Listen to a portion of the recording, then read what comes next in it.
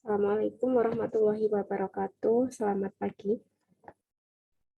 Waalaikumsalam Waalaikumsalam warahmatullahi wabarakatuh. Selamat pagi. Ya, karena ini baru pertemuan pertama kali ya, mungkin bisa saya share dulu terkait kontrak perkuliahan ya dan tata tertib dalam praktikum fitokimia. Ini juga persiapan ya, karena minggu depan insya Allah kan akan dilakukan luring ya atau tatap muka untuk praktikum. Jadi silahkan disiapkan kesehatannya, dijaga prokesnya. Terus kemudian sekaligus saya ingin mengenalkan apa praktikum fitokimia itu. Nah, praktikum fitokimia di sini ya berkaitan dengan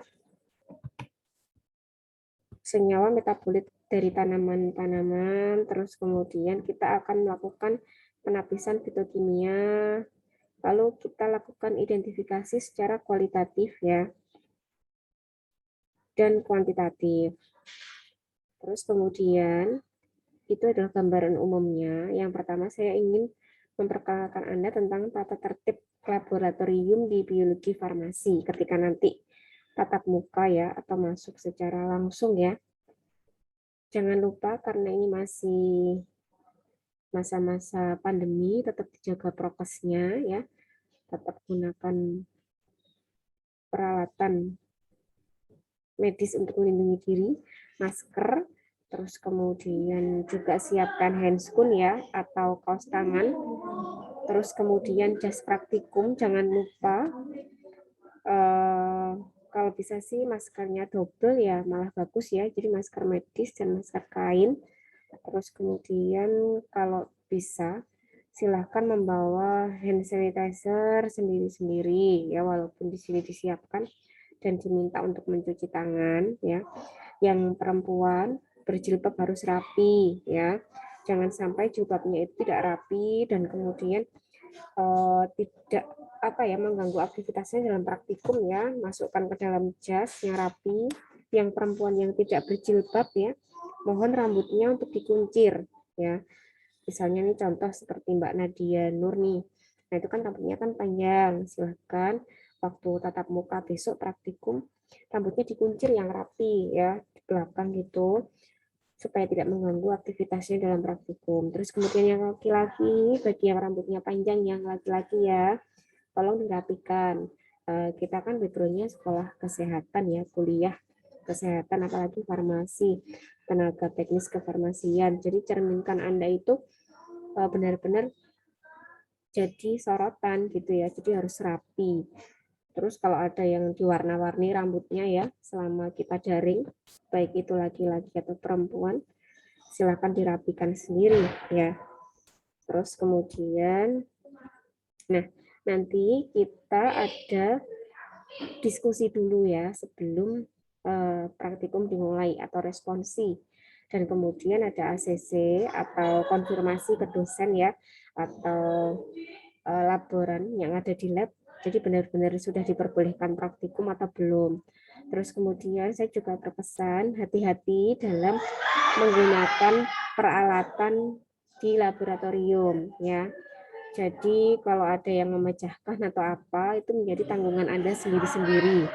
Jangan sampai baru masuk ada yang sudah memecahkan beker gelas, Erlenmeyer, terus kemudian bahkan apalagi ya, yang kemarin tuh ada yang memecahkan itu labu bulat ya dari peralatan soklepasi. Nah, itu tolong dihati-hati ya. Jadi jangan sampai seperti itu. Apa yang diinstruksikan oleh dosen ataupun laboran didengarkan dulu, baru kalian laksanakan. Ya. Terus kemudian yang paling sering lagi ini adalah dalam mengambil reagen asam ya di lemari asam. Jadi diperhatikan, kalian kan sudah di tingkat atas ya. Jadi sudah paham, sudah melewati mata kuliah kimia organik, kimia dasar, kimia farmasi, reagen-reagen yang korosif, itu yang bagaimana dan seperti apa dalam pengambilannya, itu bagaimana seharusnya. Saya rasa Anda itu sudah paham ya. Jadi kalau misalnya dia berada di lemari asam, tata cara Anda mengambil itu bagaimana, itu harus sudah paham ya. Jadi jangan asal saja kalau ini reagennya di lemari asam, terus Anda asal ngambil gitu jangan. Ini kan reagen-reagen yang berbahaya, korosif ya, atau beracun bahkan. Jadi tolong diperhatikan, gunakan handscoon, masker, terus pakai pushball ya untuk mengambil atau memikat reagennya. Jadi jangan sembarangan, apalagi Anda disedot secara manual gitu ya, jangan ya. Jadi diperhatikan untuk reagen-reagen yang sifatnya korosif atau berbahaya. Terus kemudian kita lanjutkan ya. Nanti untuk peralatan-peralatan ini silakan dibaca dan dipahami sendiri ya. Mungkin nanti akan saya keluarkan beberapa melalui kuis ya. Jadi kalau bisa kalian sudah hafal nih fungsi dari masing-masing alat ya. Kelihatannya memang ya sepele ya atau gampang, tapi kebanyakan beberapa mahasiswa itu masih ada aja yang lupa ya. Kalau mau ngambil reagen ini dengan apa, pipetnya yang bagaimana, itu seringkali tetap ada yang lupa. Nah, ini ya, ada alat juga yang non-gelas ya. Tolong diperhatikan, dipahami ya fungsi-fungsi dari alat-alatnya. Rangkaian alat-alat untuk proses ekstraksi juga tolong dipahami. Nah, kemudian di sini ada perhitungan dan pengencaran serta pembuatan reagen. Ini yang paling penting juga. Contoh saja yang A ya, pengenceran alkohol atau etanol ya. Kebanyakan kalau di lab itu mungkin etanolnya 96% dan Anda harus mengencerkan sendiri ke 70%. Caranya bagaimana? Tetap pakai rumus V1 kali N1 sama dengan V2 kali N2. Jangan lupa ya, ini rumusnya selalu seperti ini. Kalau misalnya di lab 96% Bu, yang diminta 50%, terus bagaimana caranya?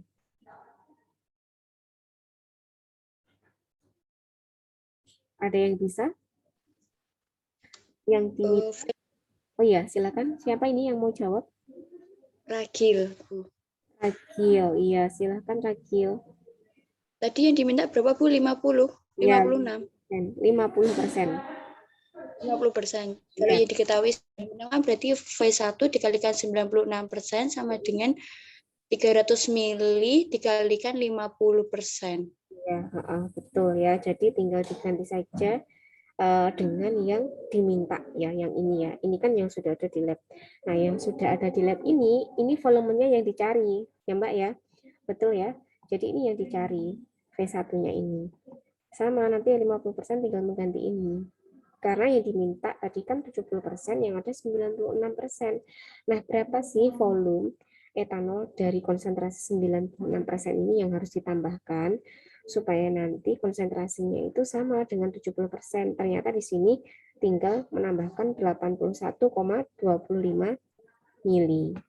Gitu ya, bisa ya caranya ya. Nggak ada yang bingung ya di sini ya. Ya, karena nanti untuk praktikum luring atau tatap muka itu kita harus responsif dulu, terus kemudian dipastikan semuanya itu jalan dulu sesuai dengan teknis atau petunjuk praktikum, baru kalau sudah benar di ACC oleh dosen atau laboran yang ada di lab ya, kemudian baru Anda boleh melakukan praktikum ya. Itu harus benar dulu. Kalau belum benar ya belum boleh ya, karena nanti pasti salah dalam menjalankan praktikum gitu. Terus ini contoh-contoh pembuatan reagen seperti penapisan fitokimia untuk iodium, molis, barfoot ya, Dragendorf, Mayer, Wagner. Walaupun di lab itu sudah disediakan reagennya secara langsung ya, sudah dalam bentuk oh ini reagen Mayer, oh ini Wagner, oh ini Dragendorf, oh ini barfoot gitu untuk penapisan fitokimia. Namun Anda harus tahu Wagner ini asalnya dari mana sih? Nah, Wagner ini dibuat dengan cara melarutkan 1,27 gram iodium dalam larutan Ki, kalium iodida 2%, hingga diperoleh volume 100 mili atau dietkan volumenya hingga 100 mili. Jadi Wagner ini asalnya dari apa? Iodium dan kalium iodida. Nah, ini harus tahu juga ya. Walaupun tadi saya katakan di lab itu sudah dalam bentuk jadi, sudah dalam bentuk botol ya. Ini reagen Barfoot, ini reagen Wagner. tetap Anda harus mengetahui. Nah, kemudian ini adalah kontrak perkuliahan ya, yang akan kita jalankan. Jadi ada pendahuluan sudah kita lakukan hari ini. Kemudian nanti ada proses pembuatan simplisia. Ya, ini semuanya hingga ke standarisasi simplisia dan ekstrak, Anda harus berpedoman pada sebuah jurnal ya, yang nanti harus Anda cari masing-masing jurnalnya. Kita lanjutkan dulu ya. Nah, kemudian untuk bab 1 tentang tinjauan pembuatan simplisia, ini adalah materi pertama kita ya. Jadi, silahkan kalian semua nanti mencari tanaman yang akan kalian buat menjadi simplisia di masing-masing tempat tinggal kalian saja, nggak usah jauh-jauh mencarinya ya.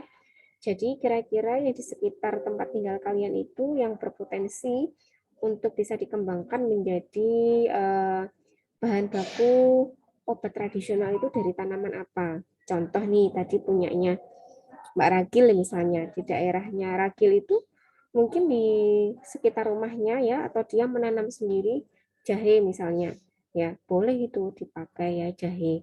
Nah dari situ Anda juga harus menelusuri ya, jahe itu secara taksonominya bagaimana, nama latinnya, terus kemudian dari keluarga apa, spesiesnya. Kalian cari saja ya di contoh-contoh KTI atau skripsi gitu tentang taksonomi tanaman gitu, isinya apa saja. Nanti mungkin ada genus, spesies, dan lain-lain ya. Nama Latin, kalian cari. Nah, itu yang harus kalian tulis pertama. Jadi, ini kita semacam belajar tentang etnofarmasi ya. Jadi mulai dari etnobiologi farmasi, kita harus dapatkan dulu. Kita mengenal tanamannya dulu. Terus kalau bisa Anda juga harus menuliskan di situ ya, nanti di dalam laporan di tinjauan umumnya ya. Karena kan kita tahap awalnya topiknya adalah pembuatan simplisia. Silakan dituliskan juga tentang deskripsi tanaman nih.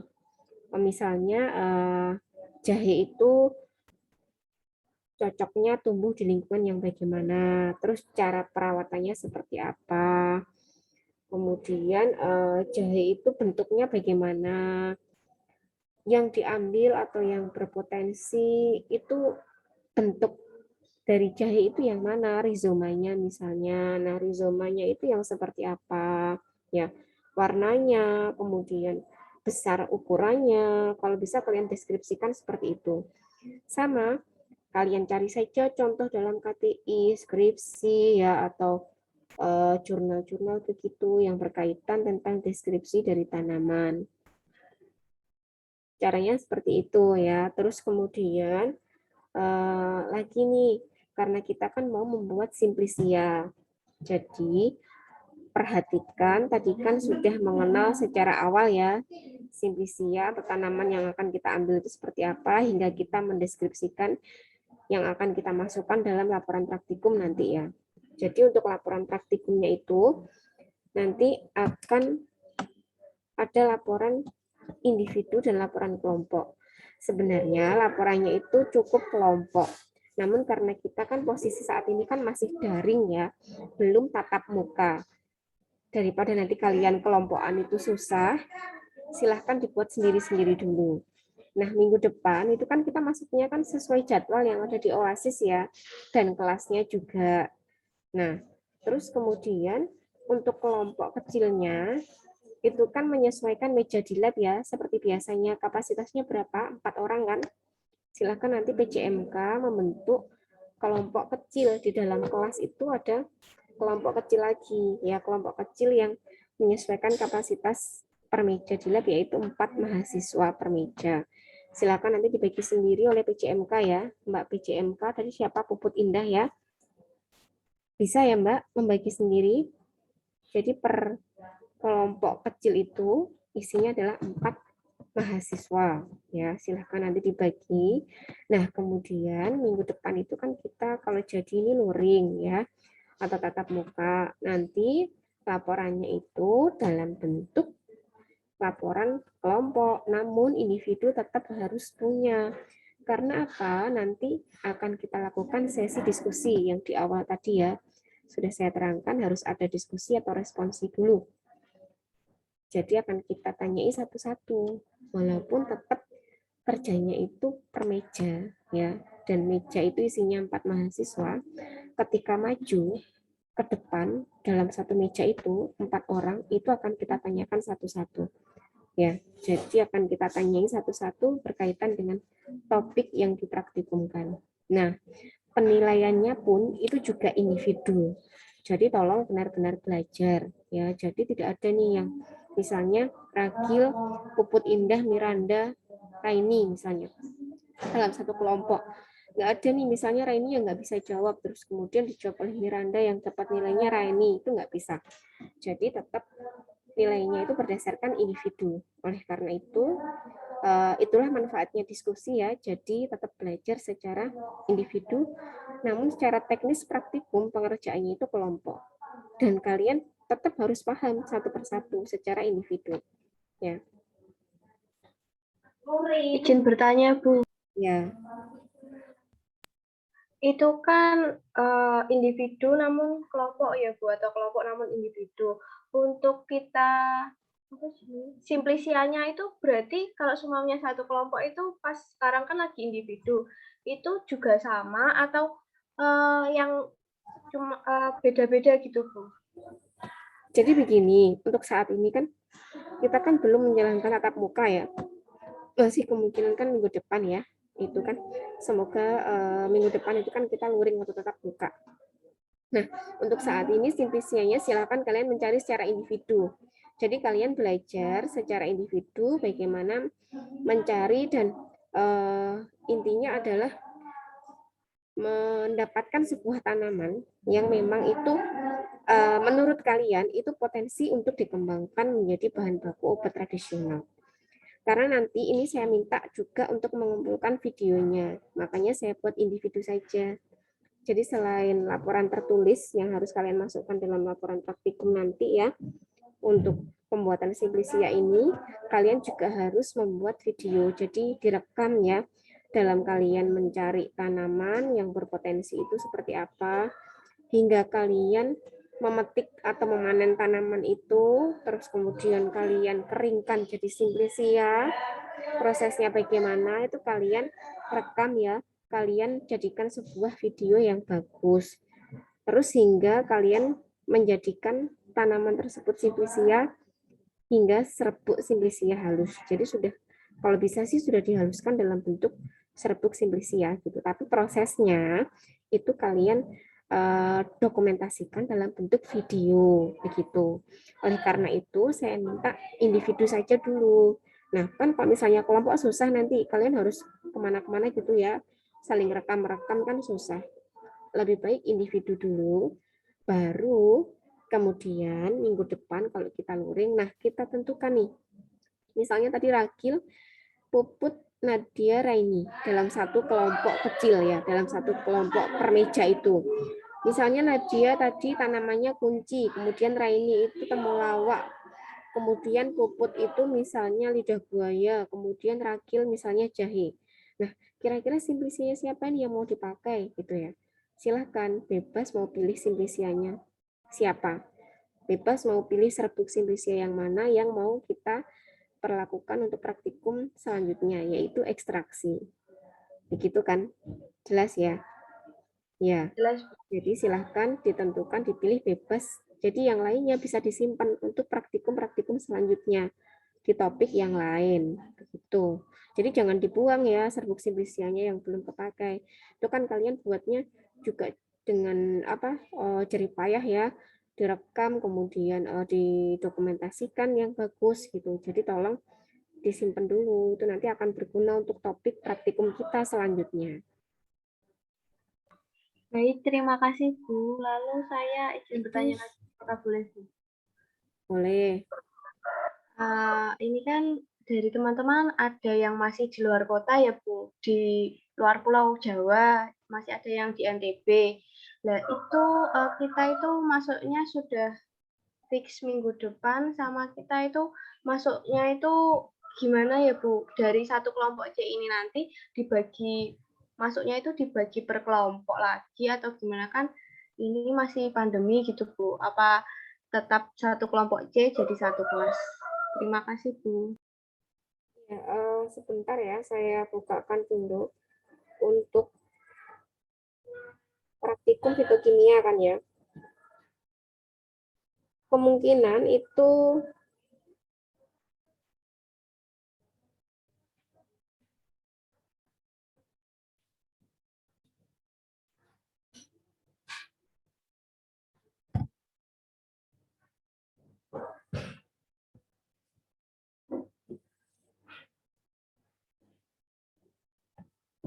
ya, jadi kan meja praktikum itu kan diisi 4 mahasiswa ya.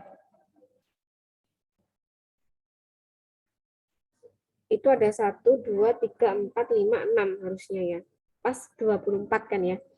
Jadi tetap masuknya itu dalam satu kelas. Kalau kemarin berdasarkan pembagiannya itu sesuai dengan jadwal yang ada di OASIS ya. Jadi supaya kalian nggak bingung dulu. Nanti ke depannya teknisnya bagaimana, diatur seperti apa lagi, kita sesuaikan aja ya. Baik Bu, terima kasih. Ya, ada lagi yang mau ditanyakan? Tadi sepertinya Puput mau bertanya. Apa sudah Bu tadi yang mau saya tanyakan ya kayak Nadia tadi? Oh ya, kelas ya berarti Oh ya. iya, terima kasih. Nanti itu kita luring, itu nggak semuanya kok ya. Jadi hanya 3-4 kali pertemuan. Nanti akan kita mampatkan ya. Jadi tidak semua topik praktikum atau bahan kajian yang ada di praktikum fitokimia ini kita luringkan. Ya. Baik ya, bisa saya lanjutkan ya. Tadi untuk proses pembuatan simplisianya sudah jelas ya. Jadi minggu depan kalian masuk itu sudah siap membawa serbuk simplisia ya, yang akan kita proses menjadi ekstrak. Yang lainnya ini nggak ada yang bertanya, sudah jelas, benar-benar jelas, Ibu atau izin bertanya Bu. bingung? Iya, siapa yang mau bertanya ini? Saya Bu Rotilainani. Siapa? Rotilainani. Oh ya, silakan. Kan tugasnya individu ya Bu, untuk yang pembuatan simplisia sampai serbuk. Nah itu bentuk format pengumpulannya itu bentuknya apa ya Bu? Iya, jadi sementara kalian ketikkan dulu ya untuk yang narasinya itu, yang tadi saya sebutkan tadi itu di PPT dalam bentuk PowerPoint. Nah, videonya tadi dalam bentuk dokumentasi video ya. Seperti biasanya, silahkan kalian buat sebagus mungkin videonya ya. Untuk pencarian tanaman dan tanaman yang akan kalian angkat itu, tadi sudah saya katakan nggak perlu jauh-jauh ya, silahkan manfaatkan di sekitar tempat tinggal kalian. Karena semakin bagus yang ada di sekitar kita, itu kita eksplor, maka nanti akan semakin berpotensi ya. Jadi nggak perlu jauh-jauh nih, kalau ada yang di dekat aja, yang itu berpotensi, kenapa kita harus mencari yang jauh ya. Begitu. Jadi tuliskan dulu narasinya di dalam PPT, lalu untuk yang lainnya video ya, dokumentasinya. Jadi nanti minggu depan itu mengumpulkan 2 video dan PPT, PowerPoint ya. Silakan di kolektif di PCMK. Oh maaf, berarti untuk PPT itu isinya tentang taksomoni sama penjelasan tentang Judulnya dikasih aja proses pembuatan simplisia begitu ya. Jadi mulai dari tadi yang saya perkenalkan itu yang sudah saya jelaskan, itu silahkan dituliskan di situ. Kalian juga boleh tidak harus sama persis dengan apa yang saya jelaskan. Oleh karena itu tadi kan saya bilang bisa mencari contoh dalam tugas akhir atau dalam jurnal ya. Untuk garis besarnya tadi seperti yang saya sampaikan. Tapi tidak harus persis poin-poinnya ya. Boleh kalian kreasikan dalam bentuk yang lain. berarti untuk video itu masuk di PPT juga Bu? Nggak usah, Dimasukkan di videonya PPT. sendiri saja ya. Jadi nanti ada 2 folder, ada 2 file maksud saya ya. Dalam satu folder per mahasiswa itu isinya video dan PPT begitu.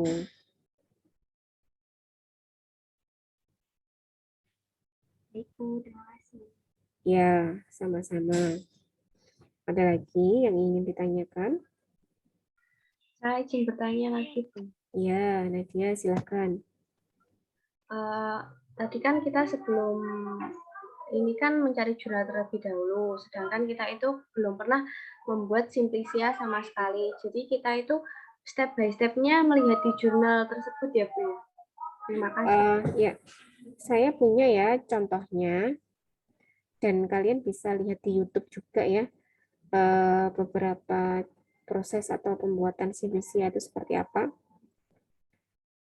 Pembuatan simplisia, kalau kita kembali ya ke farmakognosi, kira-kira simplisia itu apa definisinya dulu? Ini bukan berat loh ya.